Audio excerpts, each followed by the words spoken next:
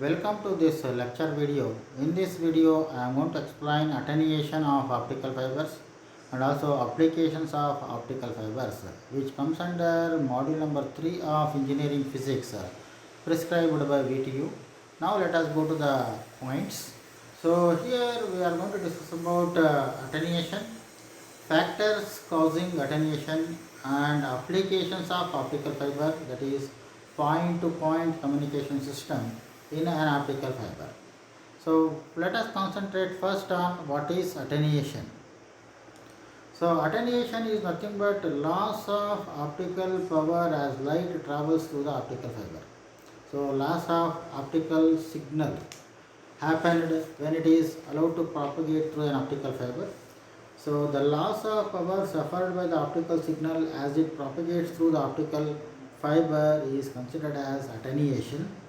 The loss may arise because of many factors, that is due to absorption, scattering and radiation loss. So these are all some of the factors causes for attenuation. And the losses are expressed in terms of decibels per kilometer.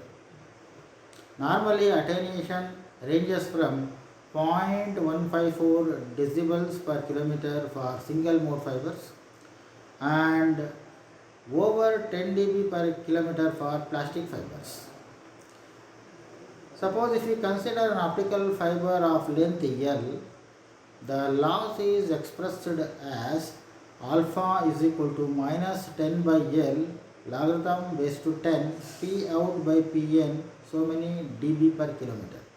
So here P out is the power of the optical signal at the output end and P in is nothing but the input power of the optical signal coupled into the optical fiber, and L is the length of the optical fiber.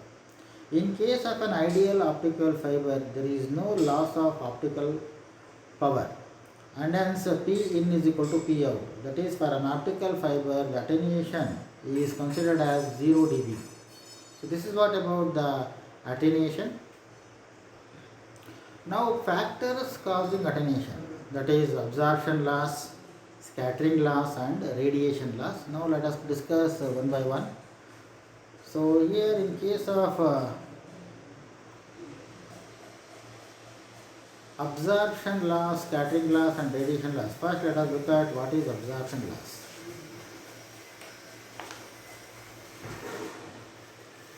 Absorption loss is caused by the nature of the core material.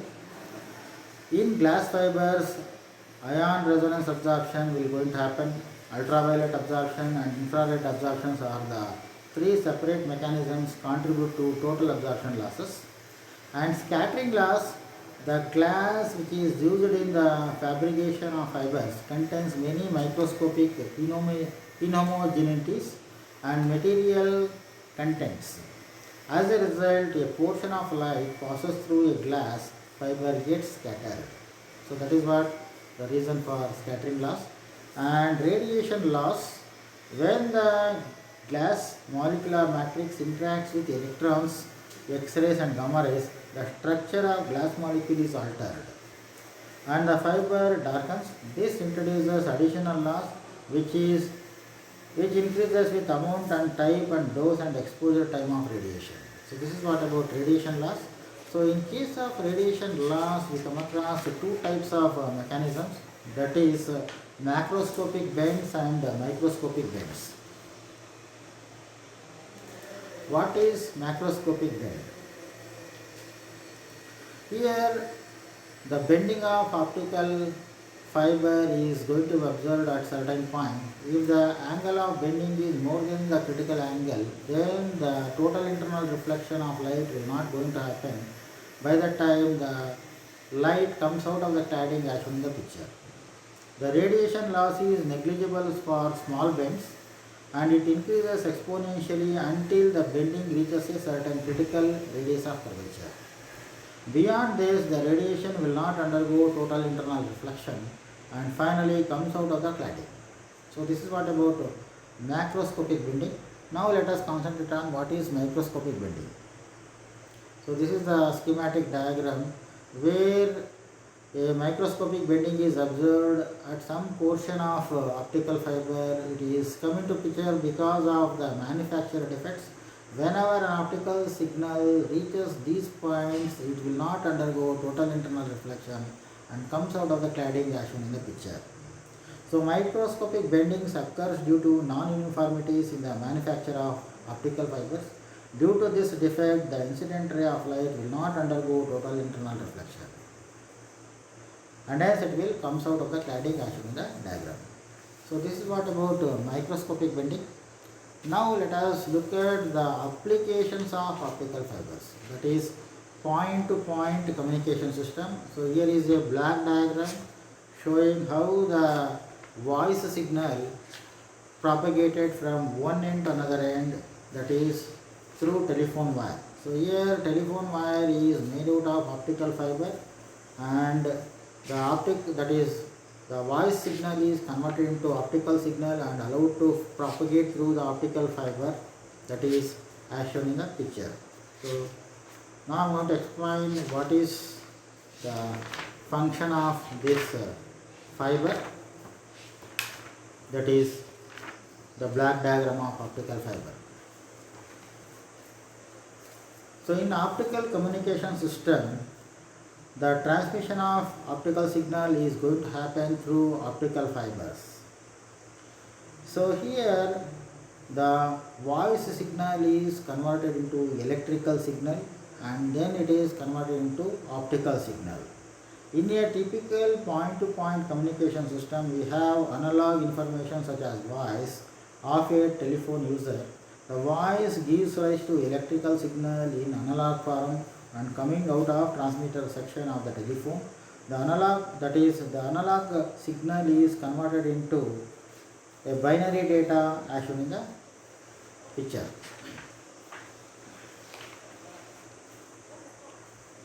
The binary data comes out of the optical fiber and finally it will get converted into electrical pulse.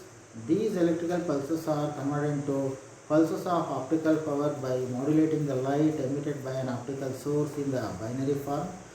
This is called an optical transmitter from which the optical power is fed into the fiber. In the middle of the journey, the weakened optical signal is sent to optical repeater. So the repeater which converts optical signal into electrical signal. Further, the electrical signal is amplified and recast into the original form by means of electrical generator, which is also a part of receiver section. This reshaped electrical signal is in the form of binary data stream is sent into an optical transmitter section where the electrical signal is again converted back into optical signal and fed into the optical fiber.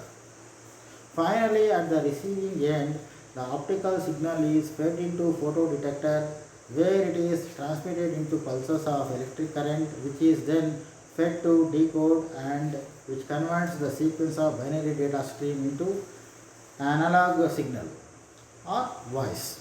So this is what the working of this point-to-point communication system. So here the voice signal is converted into electrical signal and then it is converted into optical signal and it is allowed to pass through the optical fiber. At the other end, the photodetector converts the optical signal into electrical signal, that is finally converted back into voice signal. So this is what the function of point-to-point communication system in case of telephone industry. Now let us look at a problem. A fiber with an input power of 9 microwatts has a loss of 1.5 dB per kilometer. If the fiber is 3000 meter long, calculate the output power.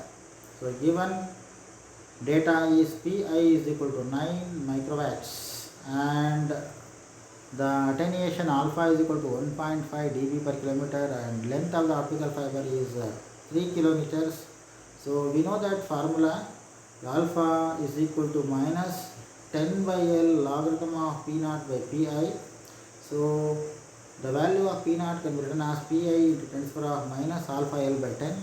So substitute the value of alpha L here. So on simplification, the value of P P naught is equal to 3019 microwatts. A signal with input power 200 milliwatt loses 10% of its power after traveling a distance of about 3000 meters. Find the attenuation coefficient of the fiber. So here the P input is given as 200 milliwatts and P out is 90% of P input, and which is equal to 0.9 into 200 into 10 to the minus 3 watts, and L value is given as 3000 meters or 3 kilometers. So using the equation alpha is equal to minus 10 by L logarithm of PO by PI. So substitute the contents in the formula, we get minus 10 by 3 log of 0.9 into 200 into 10 to the minus 3 by 200 into 10 to the minus 3. So on simplification we will get the value of alpha is equal to 0.1525 dB per kilometer. An optical fiber has a core refractive index 1.5 and refractive index of cladding is 3% less than that of core index. Calculate the numerical aperture, angle of acceptance and internal critical acceptance angle. So here the value of NI is, that is the refractive index of core is given as 1.5 and that of cladding is 97% of N1. So if you calculate the value of N1 is equal to 1.455 and the value of N0 is equal to 1, that is the refractive index of surrounding area. So we have to calculate what is numerical aperture, theta naught and theta c. So we know that numerical aperture NA is equal to square root of N1 square minus N2 square by N0, where N0 is equal to 1. So substitute the value of N1 and N2 here, then on simplification we will get the numerical aperture NA is equal to 0.365. And further, the value of sin theta naught is nothing but numerical aperture, therefore theta naught, that is the cone acceptance angle, that is theta naught is equal to sin inverse numerical aperture or sin inverse of 0.365.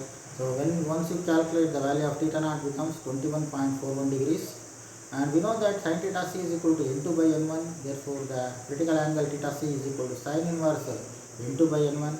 So substitute the value of N2 and N1 here, then on simplification the value of theta c is equal to 75.93 degrees. So this is what the solution for this problem.